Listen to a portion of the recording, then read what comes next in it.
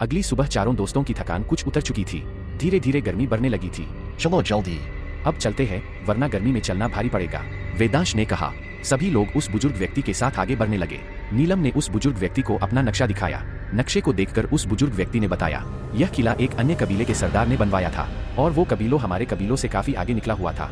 उन्हें हमसे ज्यादा चीजों का ज्ञान था, लेकिन उस कबीले का सरदार चामू बहुत लालची था। उसके साथ एक तंत्र विद्या करने वाला आदमी भी था। एक दिन जब उस कबीले के सरदार को पता चला कि वह मृत्यु के करीब है, तो वह बहुत डर गया।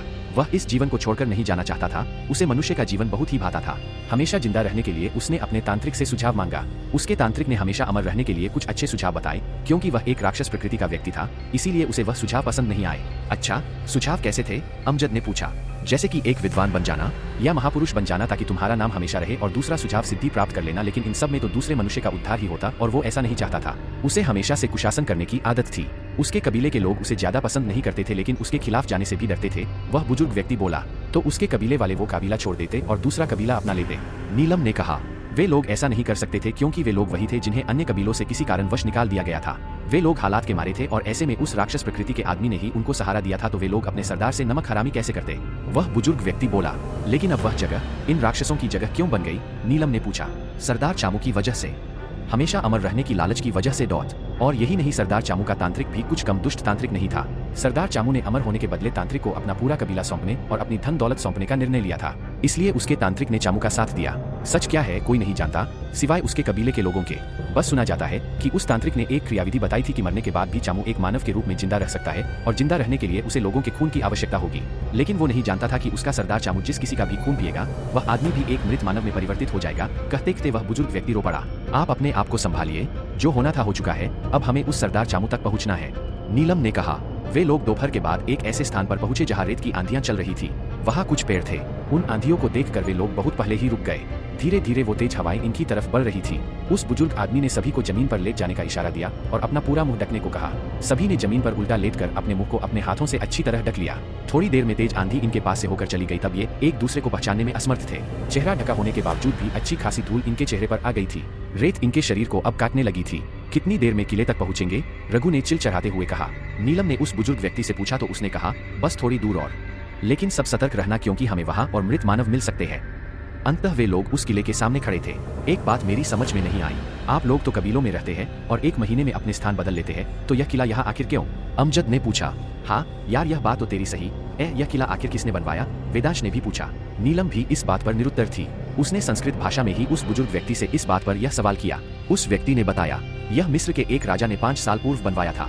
मिस्र का नाम सुनकर सभी दोस्त चौंक गए। क्या हम मिस्र पहुंच चुके हैं? चारों दोस्त एक साथ बोले। नीलम ने उस बुजुर्ग व्यक्ति को अपने साथ हुई सारी घटनाओं की जानकारी दी। इस पर बुजुर्ग व्यक्ति ने उन्हें बताया कि यह इलाका मिस्र का शुरुआती इलाका है। जब ये रेगिस्तान में पहली बार आए थे तब ये इस बात से अनजान से थे कि वो उत्तरी अफ्रीका का इलाका था, और अब मिस्र में खुद को पाकर ये लोग काफी हैरान थे। अच्छा, तो वो राजा कहाँ गया? वेदांश ने पूछा। उसने अपनी बस्ती कही और स्थापित कर ली। उसके जाने के बाद सरदार चामू ने इस पर कब्जा कर लिया। वह बुजुर्ग व्यक्ति बोल, मिस्र में मम्मी के बारे में तो सुना था, लेकिन जोम्बी के बारे में नहीं। अमजद बोला। चलो अब देख लिया ना डॉट। नीलम बोली। यही खड़े रहकर बातें करोगे या अंदर भी जाओगे? रघु ने पूछा। वे लोग किले का दरवाजा खोजने लगे। उस बुजुर्ग ने कहा, मैं इस किले में नहीं जाऊंगा। यहाँ चामू किसी को नहीं छोड़ेगा, इसीलिए मैं आगे का सफर तय करूंगा। उन चारों को किले के अंदर का दरवाजा दिखाकर वह बुजुर्ग आदमी अपने रास्ते चल दिया। ये लोग अंदर की तरफ बढ़े। एक बहुत बड़ा मैदान जहाँ अब थोड़ी बहुत घास उगाई थी, उन्हें लांघते हुए आगे बढ़े। चारों ने किले की सभी दिशाओं में अपनी नजर घुमाई, लेकिन कोई नहीं दिखा। यार, वो जोम्बी यहाँ होगा भी या नहीं? रघु बोला। आचार्य जी के मुताबिक तो वो यही होगा। अब अगर तुम ये सोचो कि वो तुम्हारे सामने एकदम आ जाए तो मुझे नहीं लगता कि जोम्बी दिन में निकलते होंगे। नीलम बोली। अगर ऐसा है तो हमें जल्द ही अंदर जाकर उसे ढूंढना चाहिए, क्योंकि अब दोपहर ढलने वाली है और हमें उसे वश में भी करना है। अमजद ने कहा। वो लोग अंदर की तरफ बढ़े। एक सीधा बरामदा, जिसके दोनों ओर एक एक बरामदे निकल रहे थे। ये लोग सीधे ही आगे बढ़ते गए। आगे बढ़ने पर इन्हें टूटी फूटी सीढ़ियां न जाई, जिन पर चलना बहुत मुश्किल था, क्योंकि एक तो वो मिट्टी की बनी हुई और काफी हद तक टूटी हुई। जैसे तैसे करके ये उन सीढ़ियों को पार करते हुए ऊपर की ओर गए। यहाँ भी दोनों ओर 2 बरामदे थे, एक दाई ओर एक बाई ओर। वेदांश ने दाई ओर इशारा करते हुए कहा, चलो इस तरफ चलते हैं पहले। वेदांश और रघु, तुम दोनों दाई ओर जाओ, मैं और अमजद इस बाई ओर चलते हैं। नीलम ने कहा। नहीं नीलम, हम सब साथ रहेंगे। ये जगह हमारे लिए नई है और अब शाम होने को है। वेदांश बोला। वेदांश के कहने पर सब लोग दाई ओर मुड़ गए। थोड़ी दूर तक चलने पर तो दीवारों के मुखलों से रोशनी आ रही थी, लेकिन आगे जाकर गुप्त अंधेरा छा चुका था। नीलम काफी पीछे पीछे चली आ रही थी और उसके आते ही अंधेरे में एक रोशनी सी फैल गई। बाकी तीनों दोस्त हैरान रह गए। जब ध्यान से देखा तो पाया कि वह रोशनी नीलम के गले में पड़े लॉकेट के कारण है। तीनों के लॉकेट उनकी शर्ट के अंदर थे। उन्होंने भी अपनी शर्ट के बटन खोले और लॉकेट को बाहर निकाला। उनके लॉकेट की वजह से वहां और अधिक प्रकाश फैल चुका था। उस जगह पर कहीं कोई भी सामान नहीं था, सिर्फ मिट्टी और धूल थी। वे लोग उस जगह जांच परख कर रहे थे कि तभी रघु का पैर मिट्टी में धंस गया और वह चीख पड़ा। उसके पैरों के आसपास धूल उड़ने लगी। अमजद और वेदांश ने उसे ऊपर की ओर खींचने की कोशिश की, लेकिन नाकाम रहे। रघु नीचे की तरफ गिर गया। उस बड़े से छेद से नीचे झांकने की कोशिश की, लेकिन वहां अंधेरे के सिवा कुछ नहीं दिख रहा था। अब ये नई मुसीबत क्या है? अब हमें वापस नीचे जाना होगा, वेदांश ने दीवार पर हाथ मारते हुए कहा। अमजद, वेदांश और नीलम वापस नीचे की ओर लौटे। शाम ढल चुकी थी, लेकिन उनके लॉकेट की रोशनी उनके लिए पर्याप्त थी। अंधेरा होते ही उस किले की ओर 2 से 3 मृत मानव आते दिखाई दिए। नीलम ने दीवार के एक मोखले से झांककर देखा तो वह डर गई। दोस्तों देखो, वे इसी तरफ आ रहे हैं। हमें जल्द ही रघु को ढूंढना होगा। हाँ, हमारा अंदाजा सही था, यह लोग रात में ही आते हैं। चलो जल्दी करो, हमें इसके सरदार चामू को भी अपने वश में करना है और हम आज रात बर्बाद नहीं कर सकते, वेदांश ने कहा। धीरे धीरे मृत मानव की संख्या बढ़ने लगी। इन लोगों ने मोखले से छिपकर देखा तो पाया कि जमीन में से मुर्दे निकल रहे हैं। ऐसा लगता है जैसे दिन के समय यह जमीन के अंदर जाकर सो जाते हैं और रात होते ही यह जाग जाते हैं। एक एक करके वहां मृत मानव की भीड़ लगने लगी। इन लोगों का इतने सारे मृत मानवों से अभी तक एक साथ सामना नहीं हुआ था। हम इनसे कैसे लड़ेंगे? और हमें अभी तक ना तो रघु का पता चला और ना ही उस चामू का। नीलम घबराते हुए बोली। वह किला किसी भूल भुलैया से कम नहीं था, या यूं कहें कि किले इसी तरह के होते हैं, लेकिन इनके लिए यह एक नई जगह थी जहां इन चारों के अलावा और कोई इंसान नहीं था।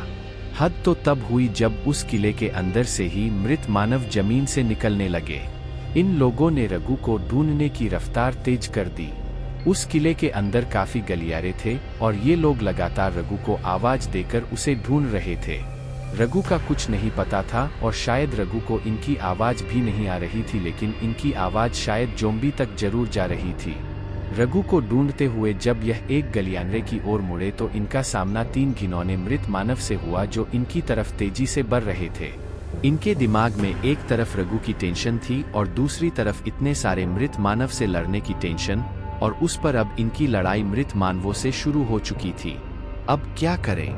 हमारे पास तो वो थैला भी नहीं है जिसमें चक्र थे, नीलम ने कहा। भागने के अलावा और कोई उपाय नहीं है। इतना कहते हुए अमजद, वेदांश और नीलम पीछे की ओर भागने लगे। भागते भागते ये लोग एक तहखाने में पहुंचे और वहां शांति से छुप गए। वह तहखाना बहुत बड़ा था। बाहर से मृत मानवों की चलने की लगातार आवाज आ रही थी। वेदांश ने झांक के देखा तो लाइन से मृत मानव एक सीध में चले जा रहे थे। क्या हुआ? अभी तक मृत मानव का आना बंद नहीं हुआ क्या? नीलम ने पूछा। मुझे लगता है ये लोग एक जगह इकट्ठा हो रहे हैं, वेदांश ने कहा। हमें इनके पीछे चलना चाहिए, वेदांश ने कहा। सभी ने वेदांश की बात पर सहमति जताई और मृत मानवों की भीड़ कम होने का इंतजार करने लगे। वेदांश उस तहखाने में मृत मानवों से लड़ने के लिए औजार ढूंढने लगा, लेकिन वहां कुछ लकड़ी के गट्टों के अलावा और कुछ नहीं था, इसीलिए उन लोगों ने वे गट्टे अपने पास रख लिए। जैसे ही कदमों की आवाज कम हुई, ये लोग एकदम तहखाने से निकलने लगे। इनके निकलते ही एकदम इनके पीछे से 2 मृत मानव आ गए।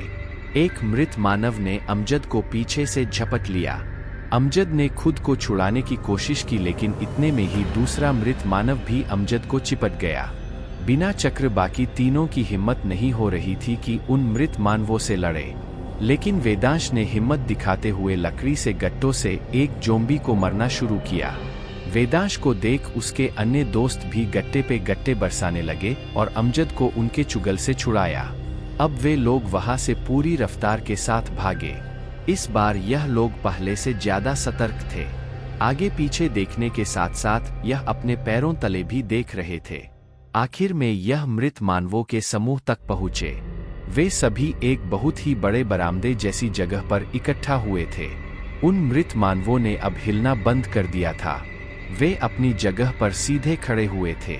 ये इस तरह से सीधे क्यों खड़े हो गए? अमजद ने कहा। पता नहीं। इन सब में चामू कौन सा है? हम यह कैसे पता लगाएंगे? नीलम ने पूछा। तभी थोड़ी देर बाद एक विशाल मृत मानव इन सबके सामने आया, जो इन सब से और भी घिनौना और खतरनाक लग रहा था। उसके आते ही बाकी सारे मृत मानव ने उसके आगे अपना सिर झुका लिया। अब उन तीनों को समझते हुए देर नहीं लगी कि हो न हो यही चामू है। उस विशाल मृत मानव के आते ही सभी मृत मानव एक साथ अपनी ही भाषा में कुछ बोलने लगे और फिर एक साथ चुप भी हो गए। तभी एक जोर की आवाज के साथ उस विशाल मानव ने अपना गला खोला और एक खून की फुनकार उसके गले से बाहर निकली। इस नज़ारे को देखकर नीलम को बहुत घिन आने लगी। कोई इतनी गंदगी के साथ कैसे अमर रहने की ख्वाहिश कर सकता है? नीलम ने मुंह बनाते हुए कहा। मेरी एक बात समझ में नहीं आई। ये मृत मानव तो जिंदा लोगों की खुशबू को पहचान लेते हैं और हम इनके थोड़े ही पीछे खड़े हैं, तो क्या इन्हें हमारी खुशबू नहीं आ रही? वेदांश ने सवाल किया। वेदांश का इतना कहना था और बस वह सभी मृत मानव इनकी ओर मुड़े। इन लोगों ने जब चामू की ओर देखा तो उसकी उंगली का इशारा इन्हीं लोगों की तरफ था और चामू अब एक मृत मानव से एक आम इंसान की तरह दिखने लगा था, एक साफ सुथरा इनके जैसा ही एक इंसान। चामू की जोर जोर से हंसी इन तीनों के दिल में डर पैदा कर रही थी और दूसरी तरफ इन्हें रघु की भी चिंता थी। तभी इनकी नजर चामू के पीछे से आते हुए रघु पर पड़ी, जिन्हें देखकर इन्हीं थोड़ी राहत मिली कि रघु सही सलामत है। चामू के पीछे से आते हुए रघु ने चामू के ऊपर अपने चक्र से एक जोरदार वार किया और उसके शरीर से खून निकलने लगा, लेकिन तुरंत ही वह घाव भर गया और चामू जोर जोर से हंसने लगा। उसने रघु की गर्दन पकड़ ली। मुझे मारेगा? हाँ हाँ हाँ, मैं अमर हूँ। वेदांश, अमजद और नीलम रघु को इस तरह देखते हुए घबरा गए। वहां खड़े मृत मानव इनको लगातार देख रहे थे और एक एक करके इनकी ओर कदम बढ़ा रहे थे। हमारे पास कोई हथियार नहीं है, हमें इनसे बचकर ही निकलना पड़ेगा।